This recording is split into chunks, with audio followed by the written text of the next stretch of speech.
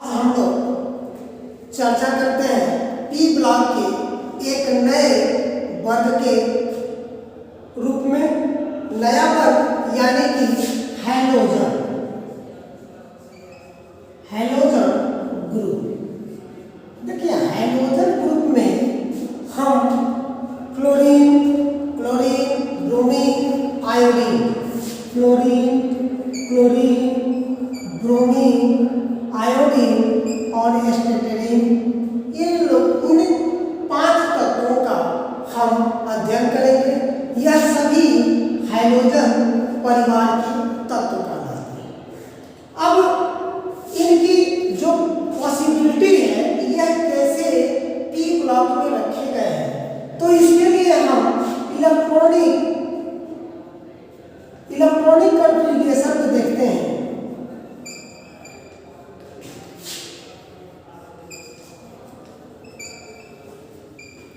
Electronic configuration के आधार पर हम देखते हैं कि सबकी जो इलेक्ट्रॉनिक विन्यास है वह NS2 P5,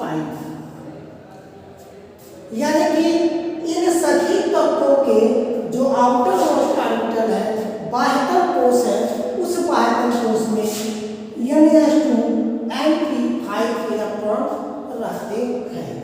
अब अगर हम फ्लोरीन की चर्चा करें तो फ्लोरीन का परमाणु क्रमांक 9 होता है। इनका इलेक्ट्रॉनिक विन्यास 1s2 2s2 2p5, 5 और 2 7, 7 2 9। उसी तरीके से जब हम क्लोरीन की बात करेंगे तो क्लोरीन का परमाणु क्रमांक 17 है, तो 1s2 2s2 2p6, 10 होगा 2 4 और 6 10, 3s2 3p5, 2 2 4 4 6 4 10 10 12 12 5 17। उसी प्रकार से जब हम ब्रोमीन की चर्चा करेंगे तो यह 4s2 4p5 होगा। आयोडीन की चर्चा करेंगे तो 5s2 5p5 होगा और स्टेरिन का 6s2 6p5 होगा। अब हम लोग इसके पहले पी ब्लॉक में बहुत सारी चीजें पढ़े हैं, जिसमें हम एटॉमिक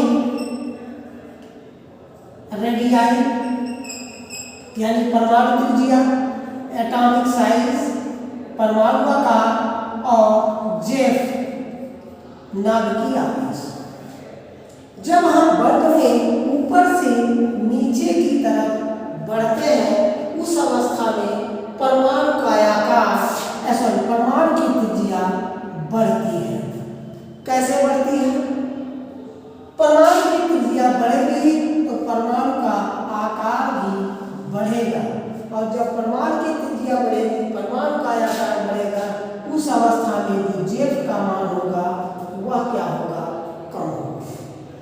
कैसे कैसे हम वर्ग में जब फ्लोरीन से क्लोरीन, क्लोरीन से ब्रोमीन, ब्रोमीन से आयोडीन, आयोडीन से स्टेरिन पे चलते हैं, तो आप देख रहे हैं यहाँ पर जो फ्लोरीन है वह फ्लोरीन का जो बाह्यतम कोश में इलेक्ट्रॉन है वो s2p3, यानी कि अगर फ्लोरीन का जो दूसरे कोश के इलेक्ट्रॉन है इनकी साइज ये है, तो हम क्लोरीन की चर्चा करते हैं, यह तीसरे कोश के इलेक्ट्रॉन है, इनकी साइज इनसे बड़ी।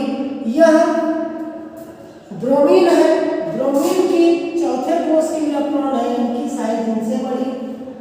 उसके बाद से आयोडीन है, आयोडीन 5वें समूह का 5वें कोश का है, इसमें इनकी साइज, और स्टेरिन ये है, ये 6वें कोश के हैं। यानी ऊपर से नीचे आते समय कोशों की संख्या जब बढ़ेगी, यह दूसरा या तीसरा या चौथा या 5वां और 6वां, ऊपर से नीचे आते समय जब हम देख रहे हैं कि दूसरा, तीसरा, चौथा, 5वां और 6वें कोश में इलेक्ट्रॉन आ रहे हैं, अर्थात इनके कोशों की संख्या बढ़ने की वजह से इनकी आकारों में परिवर्तन हो रहा है, और आकार में परिवर्तन तब होगा जब इनकी त्रिज्या में परिवर्तन होगा। तो देखिए धीरे धीरे इनकी त्रिज्या त्रिज्या में परिवर्तन होती जा रही है।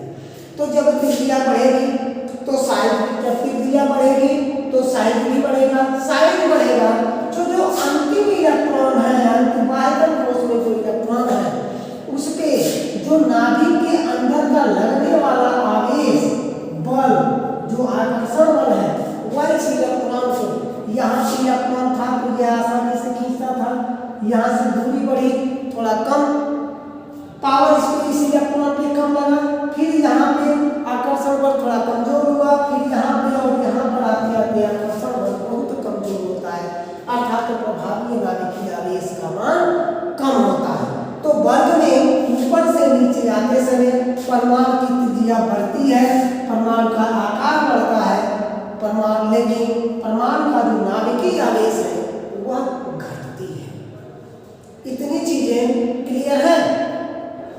इसके बाद से अब हम इसके सामान्य हाइड्रोजन के जो सामान्य प्रॉपर्टीज है, अब देखिए यहाँ पर इलेक्ट्रॉन लब्धि की बात होती है। इलेक्ट्रॉन लब्धि में हम क्या देखना चाहते हैं और क्या नहीं देखना चाहते हैं, इस विषय पर हम सामान्य हाइड्रोजन की जो जनरल फॉर्मूला है, ये देखिए यह सभी उपधातु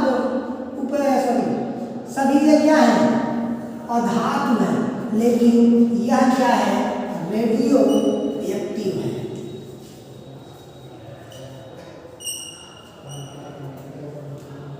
यह क्या है, रेडियो एक्टिव है, और बाकी क्या है, अधातु है। इतनी चीजें क्लियर हो गई। इसके बाद से हम इसकी जनरल प्रॉपर्टीज पे चलते हैं कि सामान्य गुण क्या है। सामान्य गुण में सबसे पहले हम इसकी उपस्थिति की बात करते हैं। सबसे पहले हम इसकी उपस्थिति की बात करते हैं कि यह मुक्त अवस्था में पाई जाती है या नहीं पाई जाती है, संयुक्त अवस्था में पाई जाती है कि नहीं पाई जाती है। अकरेंस, उपस्थिति, तो सबसे पहले यह जान लिया जाए कि जो हाइड्रोजन है वह मुक्त अवस्था में नहीं पाई जाती है, मुक्त अवस्था में नहीं पाई जाती है, क्योंकि क्रियाशीलता इनकी, रीजन क्या है, कारण उच्च क्रियाशीलता, उच्च क्रियाशीलता। हाइड्रोजन परिवार के जो भी तत्व हैं वह मुक्त अवस्था में नहीं पाए जाते हैं, क्योंकि इनकी क्रियाशीलता उच्च होती है, यह अर्थात यह बहुत ही जल्दी दूसरे तत्वों से मिल करके एक नए उत्पाद बना लेती है, इसीलिए यह मुक्त अवस्था में नहीं पाई जाती है। अगर मुक्त अवस्था में मिले तो यह जल्दी रिएक्ट हो जाएगी, इसलिए यह इनकी क्रियाशीलता अधिक होने के कारण यह मुक्त अवस्था में प्राप्त नहीं होती है। ठीक है। संयुक्त अवस्था में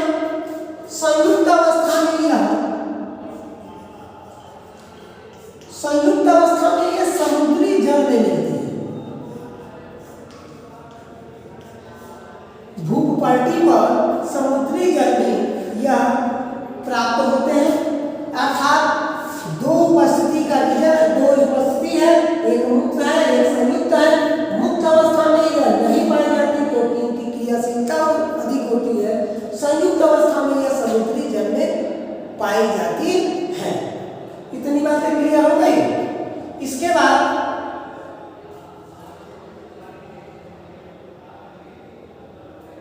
इनकी जो बॉइलिंग पॉइंट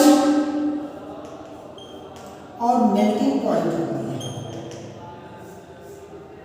बॉइलिंग पॉइंट का मतलब होता है क्वथनांक, और यह होता है गलनांक। यह दोनों उच्च होती है। तीसरी, यह तो पहली हो गई, ये भी क्या हो गई, इनकी गलनांक, क्वथनांक और गलनांक। बॉइलिंग पॉइंट और मेल्टिंग पॉइंट हाई होती है, उच्च होती है। क्यों? क्योंकि इनके परमाणु क्रमांक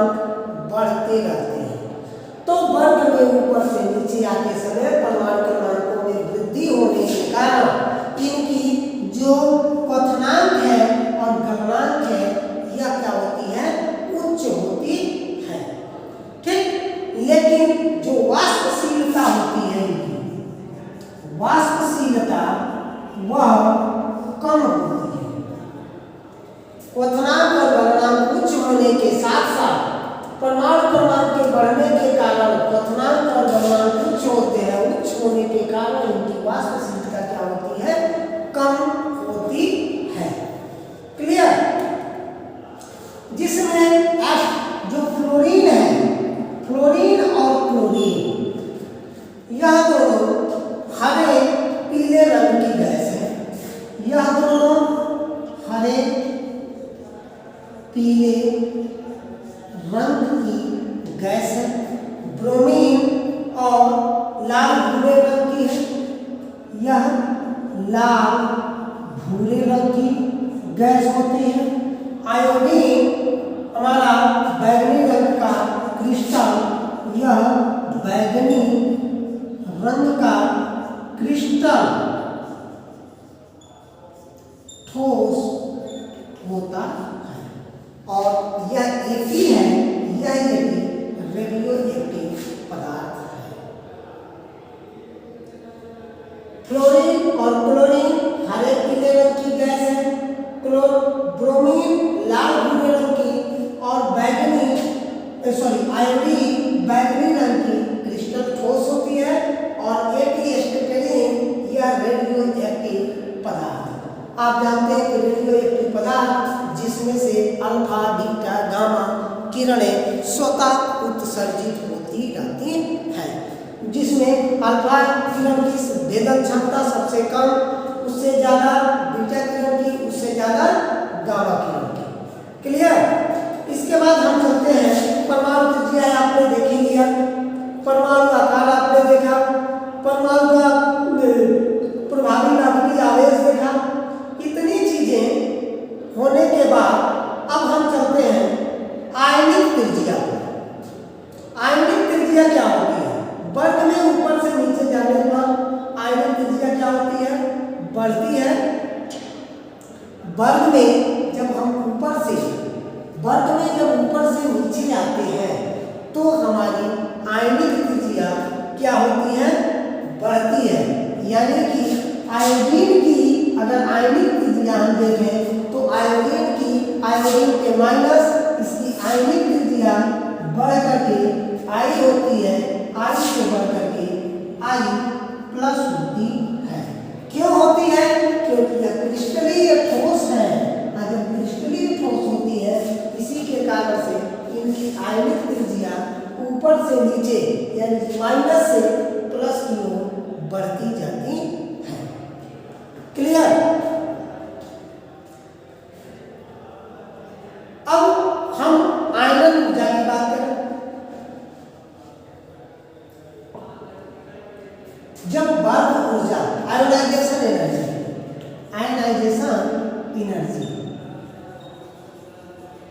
आयनन ऊर्जा आप जान रहे हैं कि जेफ का मान वर्ग में ऊपर से नीचे आते समय जेफ का मान प्रभावी नाभिकीय आवेश का मान घटता है। प्रभावी नाभिकीय आवेश का मान क्यों घटता है?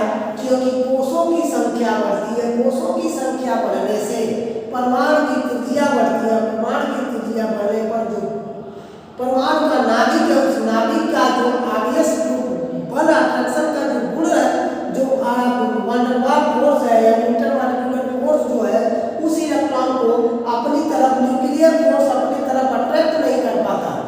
उसी की वजह से जेफ का मान घटता है। और ये चीज और हम जानते हैं कि जब जेफ का मान घटेगा, प्रभावी नाभिकीय आवेश का मान घटेगा, तो आयनाइजेशन एनर्जी भी कमजोर होगी। क्योंकि जेफ आयनाइजेशन एनर्जी के क्या होती है? समानुपाती होती है। तो वर्ग में ऊपर से नीचे जाने पर आयनन ऊर्जा कम होती है, क्योंकि यह धनायन बनाने की जो प्रवृत्ति होती है वह बढ़ने लगती है। ऊपर से नीचे आते समय अभी आपने देखा आयोडीन के केस में माइनस आई से आई से प्लस, तो ऊपर से नीचे आने पर आयोनाइजेशन एनर्जी इसलिए बढ़ती है, पहला कारण जेफ का मान कम होता है, सो आयोनाइजेशन एनर्जी घटती है। क्यों? क्योंकि प्रभावी नाभिकीय आवेश का मान घटता है। दूसरी चीज कि जो धनायन बनाने की जो प्रवृत्ति होती है, पॉजिटिव आयन बनाने की जो प्रवृत्ति होती है, वह धीरे धीरे ऊपर से नीचे आने पर बढ़ती जाती है। इसी की वजह से इनकी जो आयनन ऊर्जा है वह क्या होती है, कम होती जाती है। अब देखिए इलेक्ट्रॉन बंधुता, अब यहीं पर हम लिख देते हैं इलेक्ट्रॉन एफिनिटी।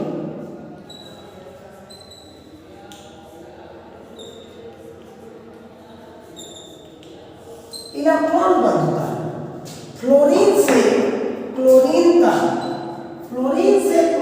तक इलेक्ट्रॉन एफिनिटी बढ़ती है, उसके बाद से क्लोरीन से नीचे तक घटती है।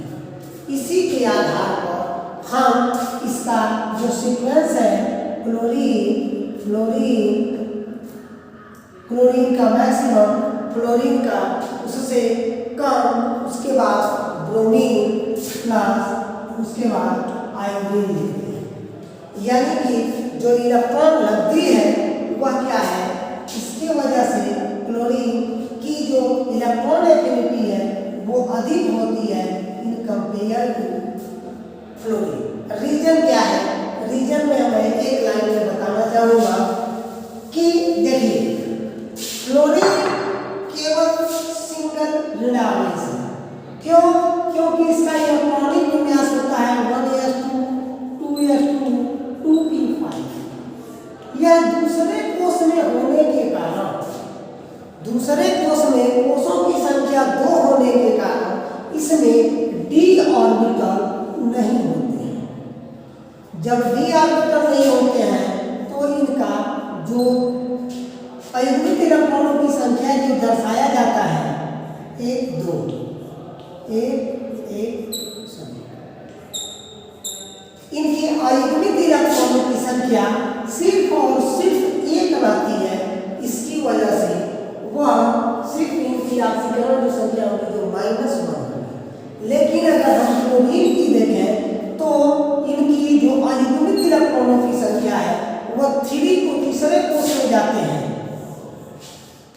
1 2, तो 2 इलेक्ट्रॉन 2 2 और सिंगल इलेक्ट्रॉन। अब यह होता क्या है, यह इलेक्ट्रॉन और यहाँ पर उच्च d ऑर्बिटल 0 होते हैं 1 2 3 4 5। अब देखिए यह है हमारे d ऑर्बिटल। जो d ऑर्बिटल होते हैं वह हमारे 0 है, एक्साइटेड अवस्था में आती है तो यह इलेक्ट्रॉन एक्साइटेड होकर के इसमें चले जाते हैं। तो प्रथम एक्साइटेशन में जो प्रथम एक्साइट होते हैं तो वह एक इलेक्ट्रॉन इसमें जाते हैं। दूसरी एक्साइटेशन में यह इलेक्ट्रॉन इसमें जाते हैं और तीसरे एक्साइटेशन में यह इलेक्ट्रॉन इसमें जाते हैं, यानी इसमें। तो पहली बात में आपने देखा क्लोरीन का अयुग्मित इलेक्ट्रॉनों की संख्या 1 थी। दूसरे पहले एक्साइटेशन में अयुग्मित इलेक्ट्रॉनों की संख्या कितनी हो गई? पहले में होगा यह शुरू में प्रथम अवस्था में इस तरीके से नहीं समझ में आएगा, तो मैं इसको थोड़ा सा क्लियर कर देता हूँ। फर्स्ट टाइम एक्साइटेशन में 1 2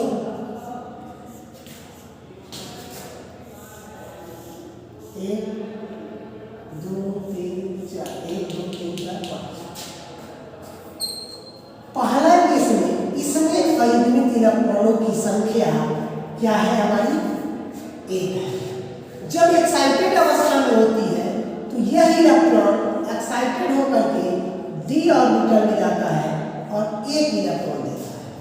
इस स्थिति में, एक्साइटेशन स्थिति में, अब ये क्या हो जाता है, अब यह एक इलेक्ट्रॉन यहाँ, यानी अयुग्मित इलेक्ट्रॉनों की संख्या 1 1 और 1, इस तरीके से अयुग्मित इलेक्ट्रॉनों की संख्या 3 हो जाती है।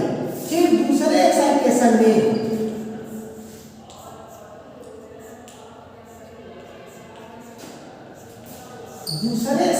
में यहाँ पर अयुग्मित इलेक्ट्रॉन है। अब यहाँ पर एक्साइटेड होकर के इसमें इलेक्ट्रॉन जाता है और यहाँ पर एक अयुग्मित इलेक्ट्रॉन होता है। उस अवस्था में यह खत्म हो जाती है। जब खत्म होगी तो अयुग्मित इलेक्ट्रॉनों की संख्या 1 2 3 4 5 हो जाती है। उसके बाद थर्ड स्टेप जो आता है, उसी स्थिति में 1 2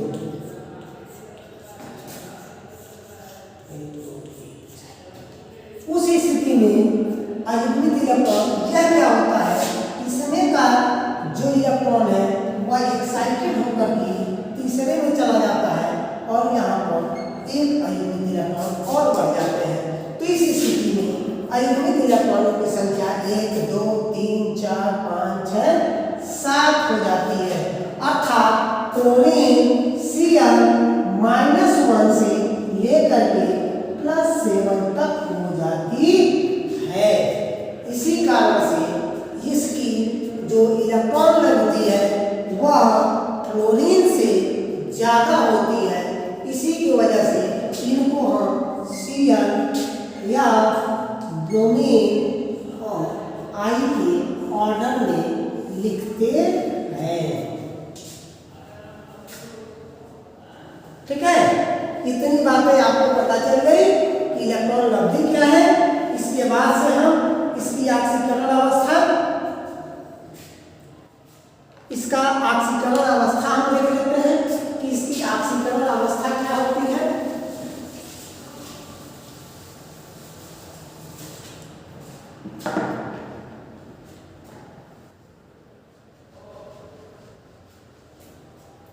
ऑक्सीडेशन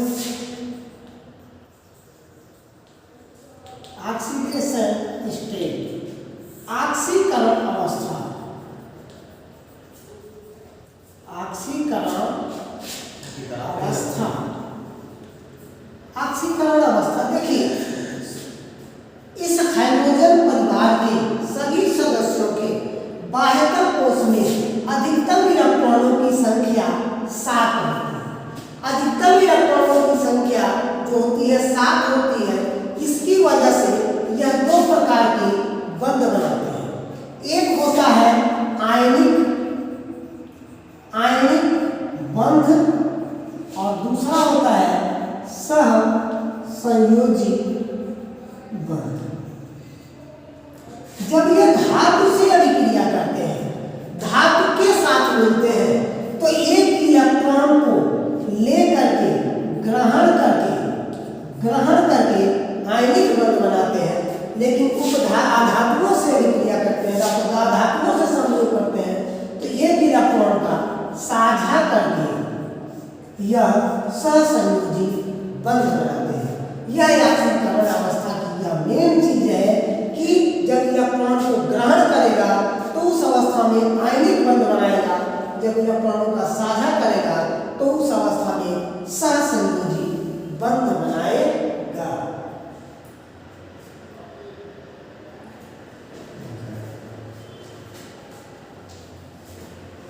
ठीक है, इतनी चीजें आपको बता दी गई।